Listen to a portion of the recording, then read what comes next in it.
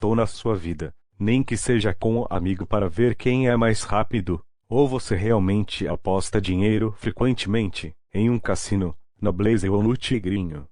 Mas você se perguntou, por que apostar? Sendo que tem uma chance de perder dinheiro por nada, para tentar pegar um pouco de dinheiro que faz nós apostarmos. O vício. Um vício bem ruim para o corpo, por exemplo, são o uso de drogas, o que nos leva para o próximo tema.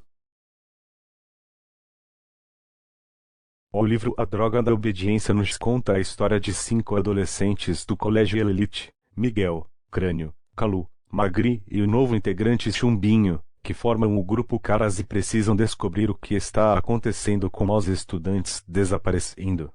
Junto com nós Caras, os policiais Andrade e Rubens também estavam investigando, mas era um caso para manter segredo, pois não queriam que os estudantes entrassem em pânico. O grupo decidiu que cada membro fosse ou ligasse para a casa de cada estudante desaparecido, para conferir se tinham mesmo desaparecido.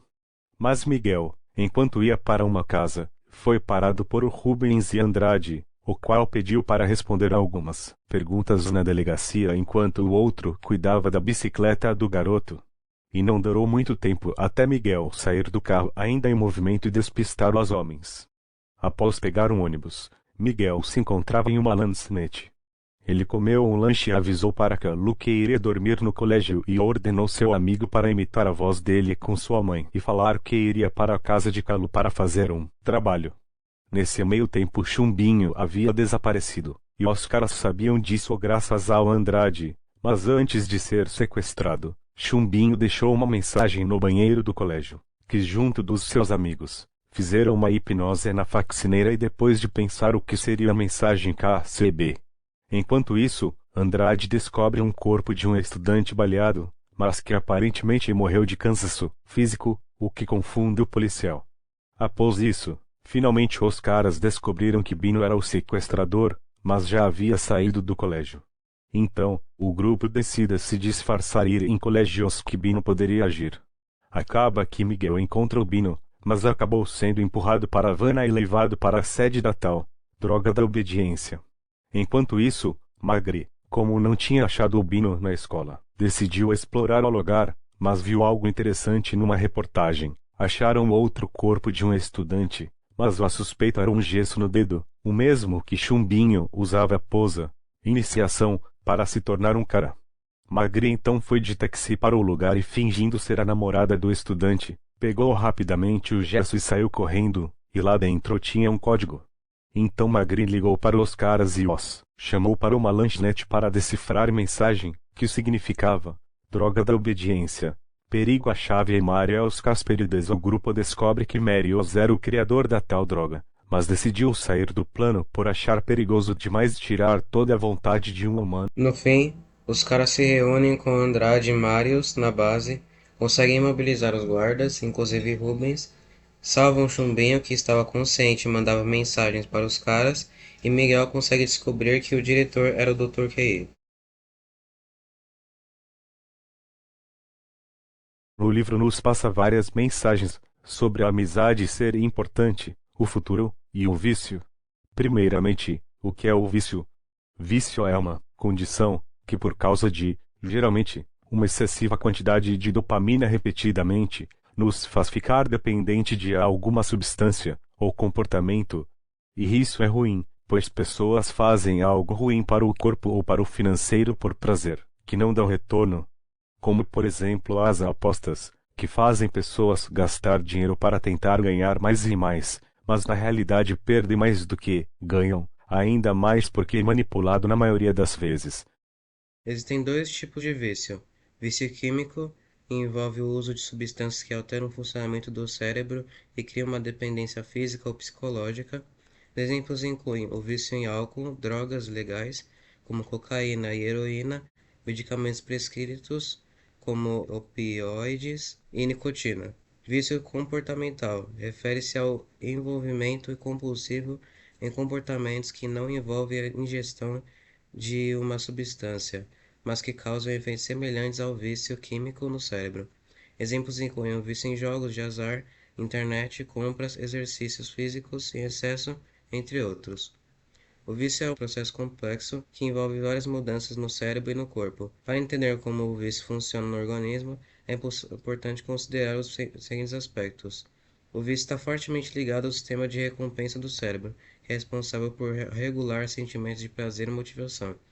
Quando uma pessoa realiza uma atividade prazerosa, como comer, socializar ou usar uma substância, o cérebro libera neurotransmissores como a dopamina que causam sensação de prazer e bem-estar. Esse processo é normal e saudável, pois motiva comportamentos que são essenciais para a sobrevivência. Quando uma substância ou um comportamento vicia, ele superestimula o sistema de recompensa, liberando uma quantidade excessiva de dopamina.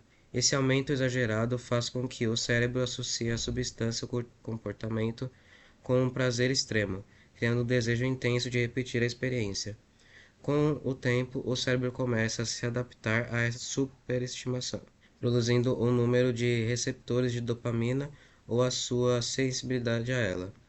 Essa adaptação é chamada de tolerância e faz com que a pessoa precise de doses maiores de substância ou de uma maior intensidade do comportamento para obter o mesmo efeito de prazer. Conforme o vício se desenvolve, o cérebro começa a depender da substância ou comportamento para liberar dopamina e outras substâncias químicas associadas ao bem-estar. Quando a pessoa não consegue acessar a substância ou comportamento viciante, pode sentir sintomas de abstinência, como ansiedade, irritabilidade, depressão e até sintomas físicos. Esse ciclo de busca do prazer e evitação conforto leva a um comportamento compulsivo, no qual a pessoa continua usando a substância ou envolvida no comportamento viciante apesar das consequências negativas. Para estes casos, podemos citar as apostas, que são feitas para os jogadores saírem com menos dinheiro do que quando entrou, pois a chance de ganhar é bem menor do que a de perder, bem menor. Mas como fica viciado nisso, sendo que é claramente feito para perder dinheiro? A resposta é simples. Por menor que seja a chance de ganhar, o pouco que ganha, a dopamina te controla e te faz querer jogar mais e mais. Pois, e daí que eu perdi R$ 100? Posso ganhar 200. E numa tarde que era só para experimentar uma nova coisa, acaba tirando todo o seu tempo e dinheiro, podendo ir até casos mais graves, perder tanto que não tem dinheiro nem para comer ou pagar suas contas, podendo ficar assim. Que minha mãe não esteja vendo, mas uma vez, telemarketing também. É uma história até meio triste. No telemarketing, eu lembro que a gente recebia o salário no dia 1º, às 6 da tarde. 6 da tarde. Meu salário na época era 800 e pouco. Não chegava a R$ 900. Nessa sexta-feira, foi 6 da tarde, né? 7 horas tinha Série B. Guarani contra não sei quem. Era Guarani e alguém em casa. Tava pagando 2 pro Guarani ganhar. Falei, irmão, pra mim não existe trabalhar o mês todo e ganhar 850. Vou pegar R$ 300 aqui e vou jogar na vitória do Guarani. Isso aí eu tinha 18, 19 anos. Vou pegar 300 e vou jogar na vitória do Guarani pra poder passar de 1.000. Meu salário passar de 1.000, começar a sexta-feira bem. Guarani Paraná, que era. Guarani 0x0 com o Paraná. Martelou, não fez o gol. Aí eu já tinha R$ 550 do meu salário. Pro mês todo. Tem que botar que é o mês todo. Você já perdeu 300. Já perdi 300. NBA. Houston Rockets, lembro como se fosse hoje, contra Phoenix Suns. Falei, não, Rockets não vai perder em casa pro Phoenix Suns. Tava no último quarto, faltando uns 8 minutos pra acabar. Perdi 300. O que eu vou fazer? Recuperar os 300. Caramba. Joguei mais 300 e fiquei com 250. Vamos ver, né? Vai ganhar. 107-104 pro Suns.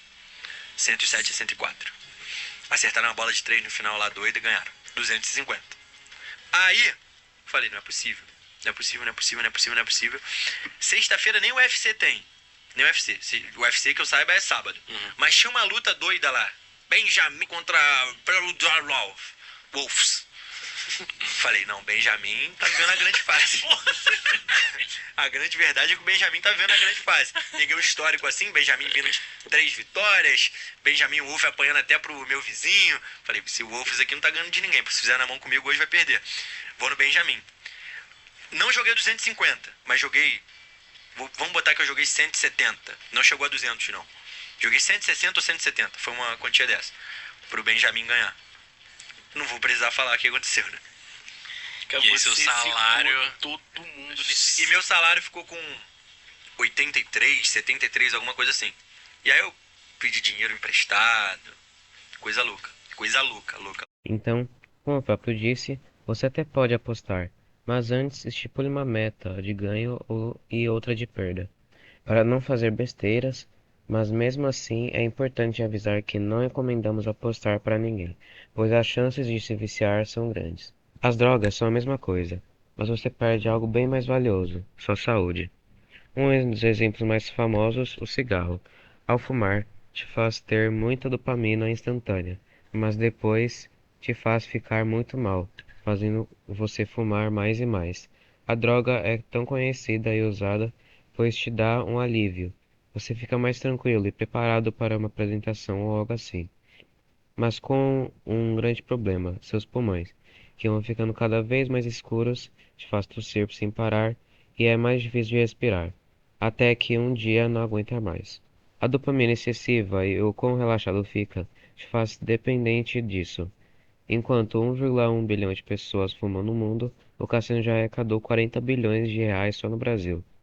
Como as apostas, também não recomendamos nenhuma droga para ninguém, pois isso destrói sua saúde e pode te matar a longo prazo. Os estragos provocados pelo cigarro são muitos, de doenças pulmonares crônicas a diferentes tipos de câncer em estágio avançado. E os prejuízos chegam também aos que convivem com alguém que fuma. O cigarro tirou da Solange, de 58 anos, o companheiro de vida e deixou Gabriel, de 26, sem o pai que ele tanto amava. É por causa do cigarro que o Benício, de 3 anos, nunca mais vai ter o colo carinhoso do avô. Roberto, de 58 anos, morreu há cerca de 1 mês em decorrência de um câncer na boca. Deixou a esposa, com quem foi casado por quase 40 anos, 4 filhos e um neto. A doença foi provocada pelo tabagismo. O tabagismo é a causa de 90% dos cânceres de cabeça e pescoço. Com mortalidade alta, segundo a estimativa do Instituto Nacional do Câncer, quase 23 mil novos casos da doença devem ser registrados este ano, a maioria em estágio avançado.